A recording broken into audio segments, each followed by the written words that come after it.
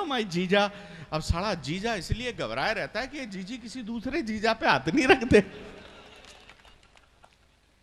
और आपको मित्रों कहना चाहता हूं कि पत्नी की नजरों में जो सर्वाधिक नाकारा, निकम्मा, नालायक आदमी होता है, आप लोग समझ गए, बताने की जरूरत है? ताली वाली बजा दो यार फिर। अच्छा, ये बात चल ही रही थी, दोनों में संवाद चल रहा था। पिताजी मुझे बता देना कि तुम्हें भी पढ़ना है, कविता पढ़ो। अब मैं कविता पढ़ो, अभी तो मैं स्टार्ट हुआ हूं। आंधी आंधी नहीं, मैं मौसम का ध्यान रखो, उसको समाप्त करता हूं। अच्छा, लास्ट सीन में दिखा रहा हूं आप।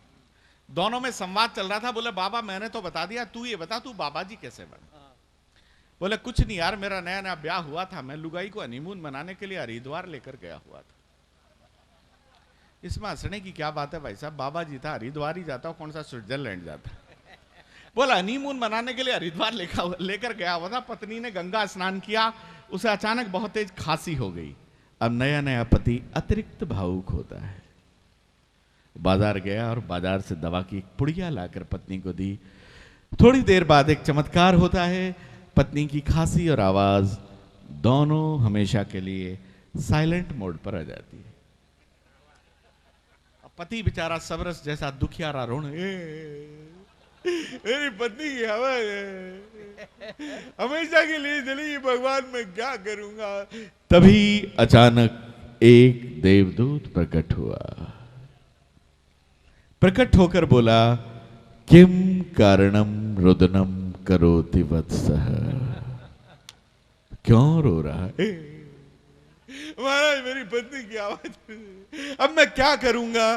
देवदूत बोला, पगले ऐसी पत्नियां तो करोड़ों जन्म की तपस्या के बाद प्राप्त होती।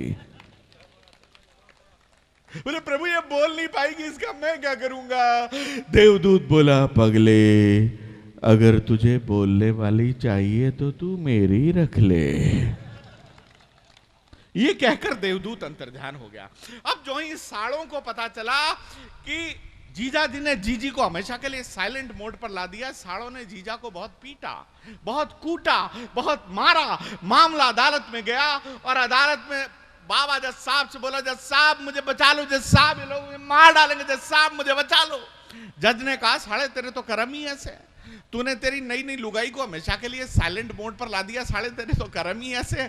बोले जी मुझे कर्मों के लिए नहीं मार रहे, ये सब मुझसे पुड़िया मांग रहे हैं, पुड़िया। बोले पुड़िया मांग रहे हैं? यार तेरी जान को तो खतरा है।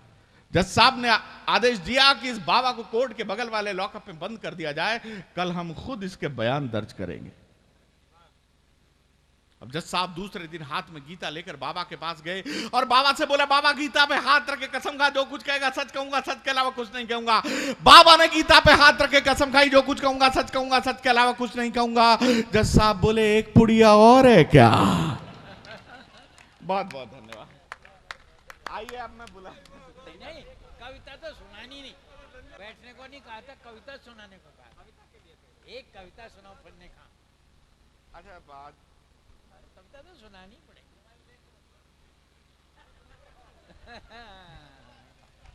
देखिए यार, आप लोगों ने मेरा मन बना दिया और ये पहली बार मैं ये कविता इसको मैं पढ़ना चाहता हूँ,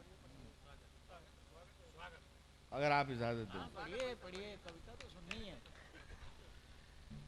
इसकी मैं ये समझ लिए प्रारंभ यहां से कर रहा हूं, शाहजहांपुर से। आप लोग सुनना चाहेंगे? पुरानी मेरी सुन, लेकिन पिताजी आपको समर्पित कर, और ये मैं मेरे श्रद्धेय गुरु ओम प्रकाश आदित्य को समर्पित करता हूँ। ये पता नहीं कब से था और मेरा मन बन गया आज उसको सुना देता हूँ। बाकी तो मेरे पास बहुत कुछ है सुनाने को, पुरानी कविताएं भी मैं, लेकिन मैं इसको सुनाना चाहता हूं।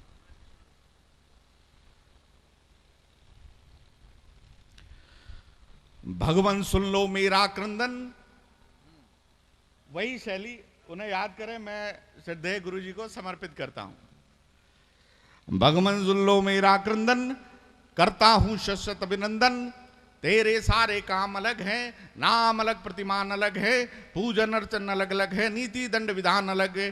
तेरी सारी संरचना में मात्र पुरुष की धाक अलग है।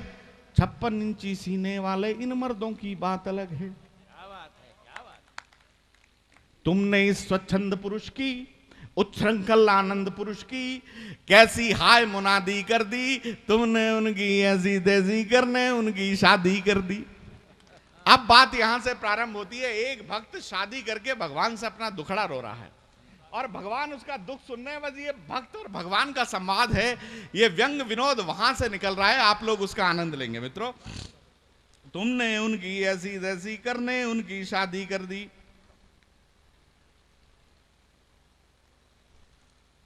कितने यहां नारियल फोड़े, कितने वृक्षों के पल तोड़े, भांति भांत के पुष्प छड़ाए, फिर भी कर्म मेरे हैं फोड़े।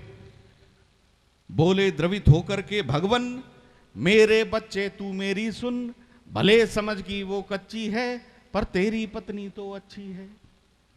बोला भगत यति अच्छी है तो फिर तू ही उसके संग रह ले।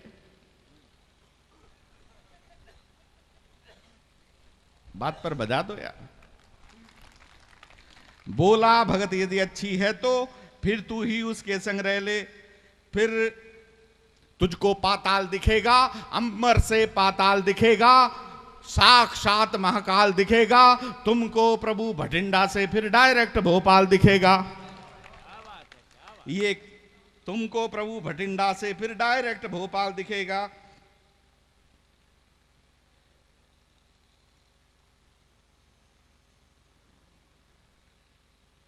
अब वो अपनी गाथा बताता है उसके साथ क्या हुआ और भगवान से पहली बार सुना रहा हूं मित्रों।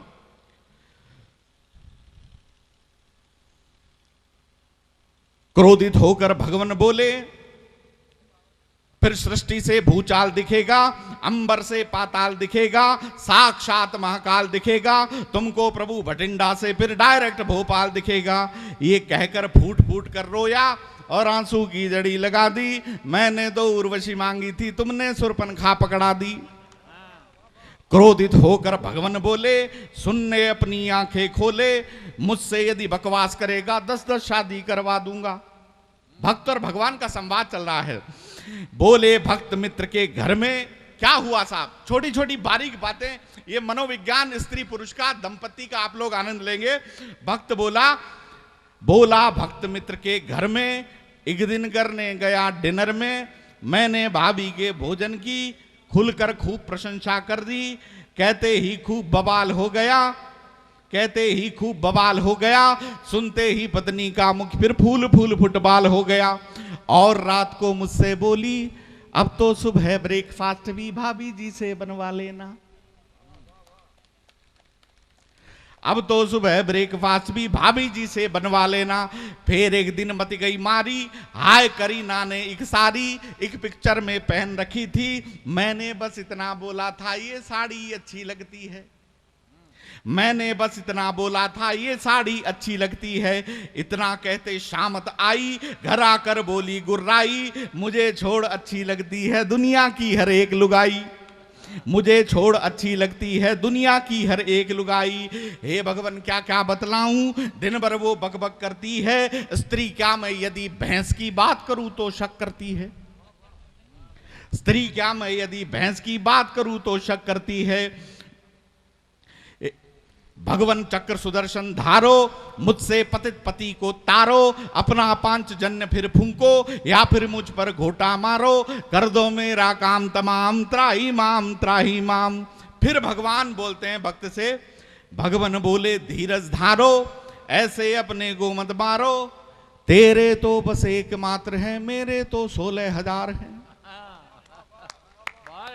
भगवान बोले धीरज धारो, ऐसे अपने को मत मारो। तेरे तो बस एक मात्र है, मेरे तो 16,000 हैं। तेरी तरह दुखी होकर मैं शंकर जी के पास गया था। भोले बोले आज रूठ कर देवी पीहर चली गई है। नर हो या के नारायण, सबकी हालत की जैसी है। नर हो या के नारायण, सबकी हालत की जैसी है। तुमको बालक क्या बतलाएं, पास हमारे तू आया है, बोल कहां पर हम सब जाएं। पास हमारे तू आया है, बोल कहां पर हम सब जाएं। बहुत बहुत धन्यवाद, नमस्कार। देखिए, संजय झाला जी बात को कहीं से कहीं पहुंचाने में सक्षम होते हैं। सारे कवि संजय झाला तो और भी विलक्षण कवि हैं। मैं जिस कवि को बुलाऊं, संजय झाला ने जहां पर बात को छोड़ा, इसी गांव की एक बच्ची थी और तलाक का केस महिला जज के यहाँ ठोक दिया उसने कि साहब ये बड़ा बदमाश है, मारपीट करता है, मैं इस आदमी के साथ नहीं रह सकती। महिला जज थी, उसने बड़ा समझाया, बेटी मान जा, रहने दे, ऐसा है वैसा है, खूब समझाया। अंत में ये कहा, बेटी थोड़े दिन एडजस्ट करके तो देख, सब मन ठीक हो जाएगा। तो यहाँ वाली लड़की बोली, जज तू इतनी घनी रीझ रही है तो 6 महीने इसके साथ तू रह के दिखा दे। तो आखिर ये संभव नहीं हो सकता था। देखो मित्रों, हमारे देश में हिंदी साहित्य में प्रतिगीत बहुत लिखे गए, पैरोडी जिसे कहते हैं। मैं ऐसा मानता हूँ, विनम्रता से मानता हूँ, मेरी राय गलत हो सकती है पर मेरी अपनी मान्यता है। असली पैरोडी अगर किसी ने लिखी तो वो तो सबसे श्रेष्ठतम, अगर किसी कवि का नाम लिया जाएगा तो वो तो थे अल्लड़ बीकानेरी, जिन्हें मौलिक कहते हैं, जिसे सही प्रतिगीत और पैरोडी कहते हैं। दूसरा नाम अगर लिया जाएगा, यूँ तो अपने आप में सब पहलवान बने फिरते हैं कविता के, तो दूसरा नाम अगर लिया जाएगा तो हमारे ही यहाँ वरुण चतुर्वेदी जो यहाँ पर बैठे हुए हैं, सही अगर प्रतिगीत किसी ने लिखे तो उन्होंने लिखे। मैं किसी चुटकुले के बजाय इस बात से उन्हें बुलाना चाहूँगा, कविता के बारे में कहना चाहूँगा, ऐसा आसान खेल नहीं होता प्रतिगीत भी लिखना। कंकर या कौड़ी नहीं शब्द, कंकर या कौड़ी नहीं शब्द, जो इनसे हर कोई खेले। और कविता बाजारू वस्तु नहीं, जो चाहे पैसे दे ले ले। कविता बाजारू वस्तु नहीं, जो चाहे पैसे दे ले ले। कविता वो दिव्य साधना है, मानव को देव बनाती है। ये चौथेपन में दिनकर से उर्वशी लिखा ले जाती है। कविता वो दिव्य साधना है, मानव को देव बनाती है। ये चौथेपन में दिनकर से उर्वशी लिखा ले जाती है। ऐसे उर्वशी के लिख देने वाले दिनकर की परंपरा और अल्लड़ बीकानेरी की परंपरा को आगे बढ़ाने वाले वरुण चतुर्वेदी जैसे वरिष्ठ कवि हमारे बीच में हैं। उनकी सरलता पर मुग्ध होते हुए आप सबके सामने उन्हें प्रस्तुत करता हूं। आप हैं और वे हैं। इसकी आवाज कहाँ गई भैया? मेरी तो इतनी निकलेगी। इसमें इको डाल दो, आप थोड़ी डाल दो इको।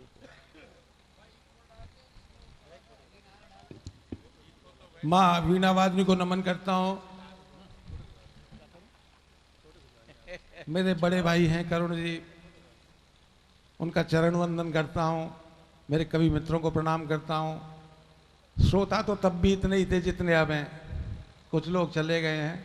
मेरे भाग्य के श्रोता भी मौजूद हैं। आप सबको वंदन करता हूँ, अभिनंदन करता हूँ आपका। हास्य की कविता के लिए कोई बात बात में हंसी पैदा हो जाती है। मेरी पत्नी बोली रिटायर हो गए, अब मैं तुम्हारे साथ कब सम्मेलन में चला करूंगी। चला कर भाई। जयपुर से कब सम्मेलन का निमंत्रण मिला तो उसने गुलाबी साड़ी पहन ली। मैंने की गुलाबी साड़ी क्यों पहनी? बोले पिंक सिटी है जी। चल ठीक है। हरिद्वार का निमंत्रण आया तो हरी साड़ी पहन ली। बोले हरी साड़ी क्यों पहनी? बोली हरिद्वार है। कालीकट से आया तो काली साड़ी पहन ली। बोले कालीकट है साहब, काली साड़ी पहनी। पीली बंगा से निमंत्रण आया तो पीली साड़ी पहन ली। भाई साहब मैंने मना कर दिया। जब नागालैंड से निमंत्रण आया, घर से भी खूब अच्छी तरह से हाथ से पैदा हो जाता है। पत्नियों का जिक्र बहुत हो रहा है यहाँ। 4 पंक्तियां शुरू करता हूँ। जब अप्रैल के महीने में टेम्परेचर 42-43 पहुंच जाए तो सोचना पड़ता है कि मौसम क्यों बदल रहे हैं।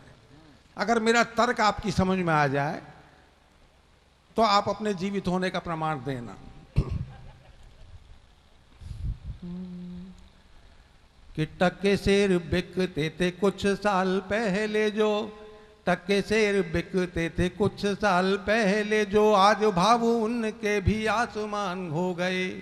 और गलियों में सड़कों पे मारे मारे डोलते थे, देखते ही देखते वे भगवान हो गए। और पहले तो मौसम भी होते थे ईमानदार, संग में सियासत के तालिबान हो गए। और नेताओं की बेईमानी देख देख कर आज मौसम के तेवर भी बेईमान हो गए। पहले तो मौसम भी होते थे ईमानदार, संग में सियासत के तालिबान हो गए। और नेताओं की बेईमानी देख देख कर आज मौसम के तेवर भी बेईमान हो गए। और 4 पंक्तियां एक घनाक्षर की ओर पढ़ना चाहूंगा। ये गांधी का देश है, जिक्र भी हुआ यहाँ गांधी जी का। 4 पंक्तियां कि गांधी बाबा करता हूं नमन, हजारों तुम में थे तो 1.5 पसली के पर थे कमाल के। गांधी बाबा करता हूं नमन, हजारों तुम में थे तो 1.5 पसली के पर थे कमाल के। और बकरी का दूध पिया बंदरों को पाल बैठे, पर रख सके नहीं कभी भी संभाल के। तब थे वे 3 पर अब वे हजारों हुए, राजनीति करते हुए मोटी खाल के। और संसद सभाओं मध्य नंगा नाच करते हैं, तेरी टोपी रख दी है सबने उछाल के। संसद सभाओं मध्य नंगा नाच करते हैं, तेरी टोपी रख दी है सबने उछाल के। और एक विधा यहाँ हुई नहीं, मैंने बहुत चलाई हिंदुस्तान में। दुमदार दोहे आपने कभी सुने हो, उसमें एक जगह आती है जहाँ आपको आप वहाँ का मन करता है तो आप कर देना। 2 दोहे सुनाता हूँ। ये यूपी की धरातल, यूपी की जमीन से उठाए मैंने 2 दोहे। जब चीफ मिनिस्टर मायावती होती थी और अरबों खरबों रुपया पत्थरों पे खर्च हुआ, और जब खुद की मूर्ति लगवाई तब मैंने 2 दोहे लिखे थे। खुद की मूर्ति आप सब जानते हैं मरणोपरांत लगती है, मरने के बाद लगती है। मैं समझ गया था अब इनका अंत समय आने वाला है। 2.5 पंक्ति 2 दोहे कि मूर्ति लगाने से नहीं बनती है पहचान, और न पंछी जानते कितना कौन महान, वे तुमसे नहीं डरेंगे। यहीं आपको संपुट लगाना है। वे तुमसे नहीं डरेंगे, शीश पर बीट करेंगे। वे तुमसे नहीं डरेंगे, शीश पर बीट करेंगे। और दूसरा दोहा पढ़ता हूं, मूर्ति का अंजाम लगाने का और ज्यादा खतरनाक हो सकता है कि मूर्ति फजीते स्वयं के कभी न सकती देख, कर जाते हर मूर्ति का कुत्ते जल अभिषेक। यही है नियति तुम्हारी, सुनो मिस यूपी वारी। यही है नियत तुम्हारी, सुनो मिस यूपी वारी। और उसके बाद जो हुआ, ये 1 साल पहले के दोहे साल भर बाद बिल्कुल फिट हो गए। मां शारदा कब क्या लिखवा दे।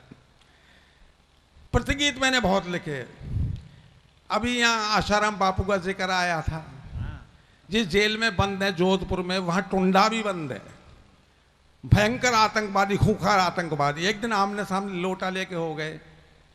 टुंडा ने बापू से पूछ लिया, आप कैसे आ गए यहाँ? बापू ने पूछ लिया, तू बता तू कैसे आया? बोले मैं तो आदमियों को मारता था इसलिए आ गया। आप कैसे आ गए? बोले मैं इंसानियत को मारता था, आदमियत को मारता था इसलिए आ गया। मैं क्या करता था आदमियों को मारने के लिए? साहब मैं तो बम बनाता था, बम के चक्कर में आ गया। आप कैसे आ गए? बोले मैं फुलझड़ी के चक्कर में आ गया। कुछ दिन बाद राधे माँ आ गई इसी फील्ड में। तो मैंने कल्पना करी कि अगर बापू प्रपोज करें राधे माँ को तो क्या हो।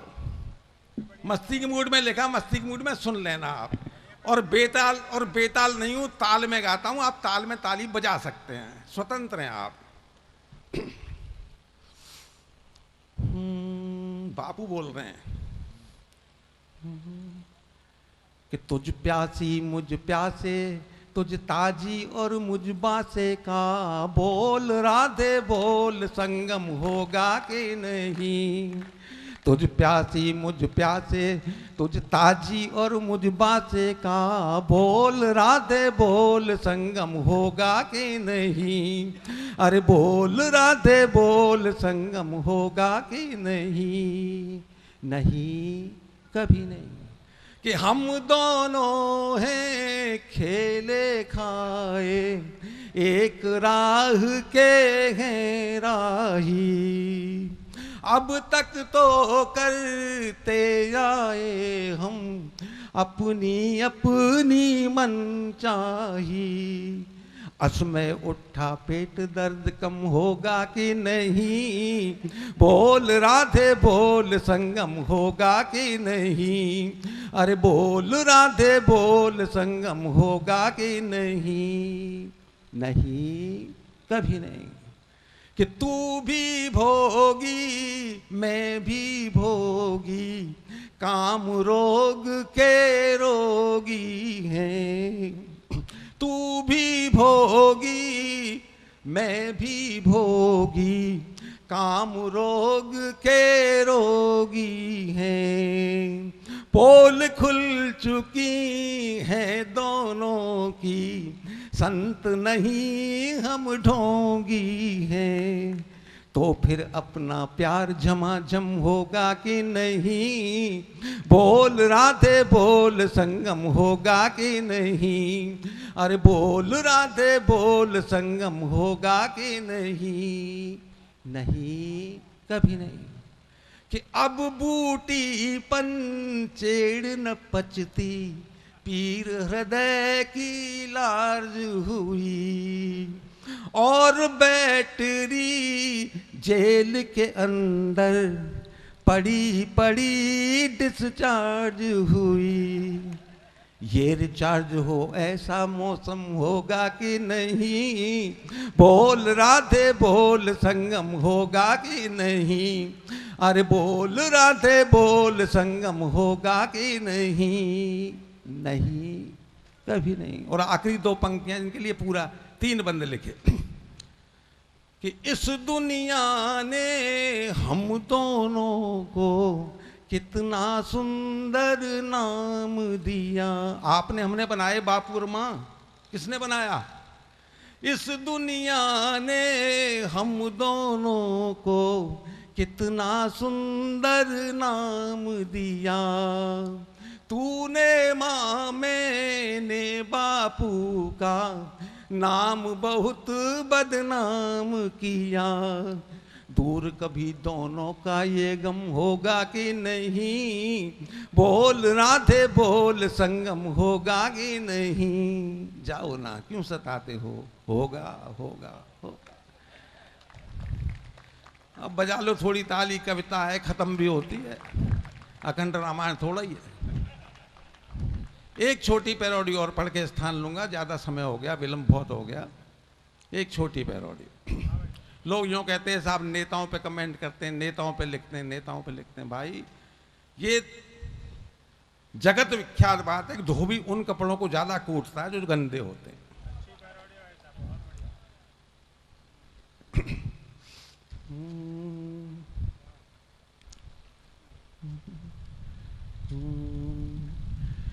कुर्सी पे 5 साल के लिए मैं बैठता, हाथों से दोनों देश की दौलत समेटता।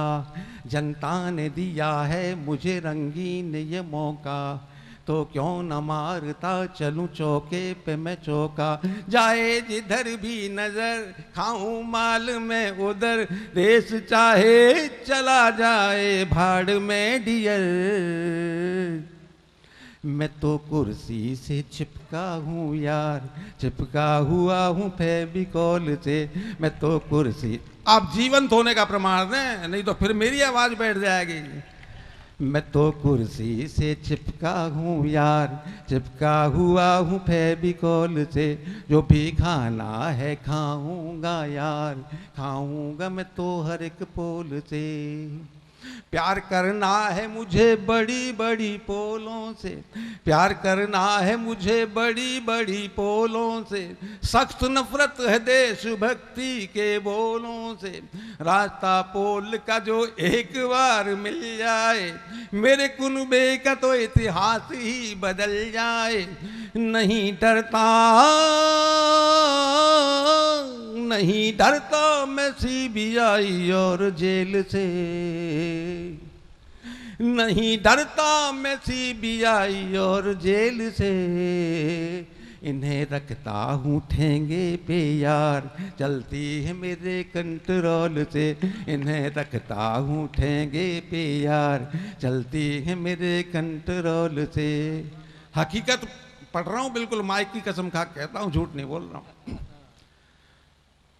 कि देश की जनता तो बस है बनी मिमियाने को, भेड़ बकरी समझते हैं जनता को, तो देश की जनता तो बस है बनी मिमियाने को, जन्म नेता का तो होता है माल।